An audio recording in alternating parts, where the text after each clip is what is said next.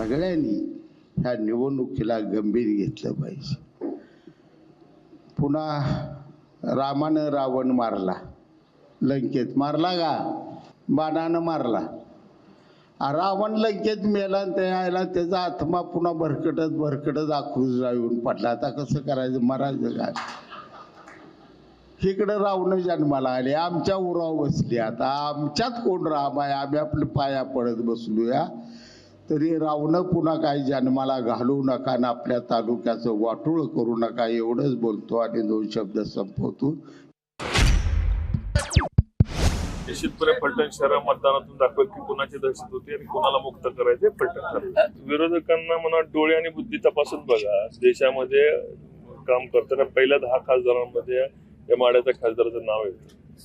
मी केलेल्या कामाचे जर तुम्ही बेरीज मारली तरी तुम्ही पुढच्या 7 तारखेपर्यंत बेरीज मारू शकत नाही. सांगोल्याला दिलेला जे शब्द होते त्याच्यापेक्षा अधिक पाणी सांगोल्याला मिळवून दिले. आज पाणी सांगोल्याच्या शेतकऱ्याच्या शिवारामध्ये खेळताना पाहतोय. हे तोंडी आणि भांडी आश्वासन नाही. लोकांनी डोळे उघडे ठेवून आणि विशेष करून मोहित्यांनी पिवळे चष्मे काढून या ठिकाणी यायचं आणि पाणी बघायचं.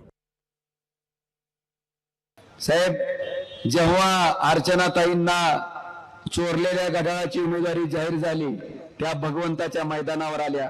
त्यांना पत्रकारानं प्रश्न विचारला, ताई तुम्ही आता राष्ट्रवादी वाढवणार का? त्या म्हणल्या मी कशाला माय वाढवू, म्हणल्या माझा नवरा भारतीय जनता पार्टीत आहे. आज दादानंतर कपाळातच दोंडा आणून घेतला असेल. ही अवस्था. आता त्याच्या पुढचं पोरग साहेब फक्त अंगानं वाढले, त्याला बुद्धी काय वाढली नाही. अंगानच वाढले, बुद्धी वाढलीच नाही. ती काय म्हणतोय? आमच्या रक्तात राष्ट्रवादी, हृदयात भाजप. साहेब लेकराचा दोष नाही, लेकराचा दोष नाही. आता त्याचा पप्पा कोणत्या पक्षात आहे आणि मम्मी कोणत्या पक्षात आहे? आता लेकराचा कसा दोष साहेब? ही केमिकल लोचा होणं साहजिक आहे.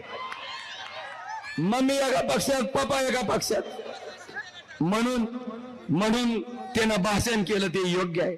फक्त मी त्यांना एवढंच म्हणलं की आपल्या आई वडिलाचा आदर्श घेऊन मल्हार दादा तुम्ही तुमचं भाषण थोडं पुढे वाढवा.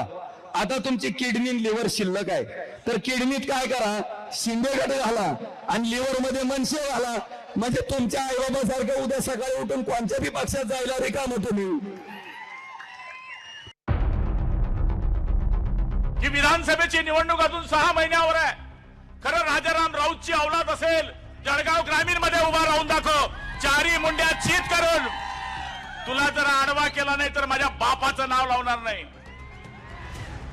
आमच्या मतं घ्यायची, आमच्या मतावर खासदार व्हायचं चोट्यातून आणि आमच्यावर टीका करायची.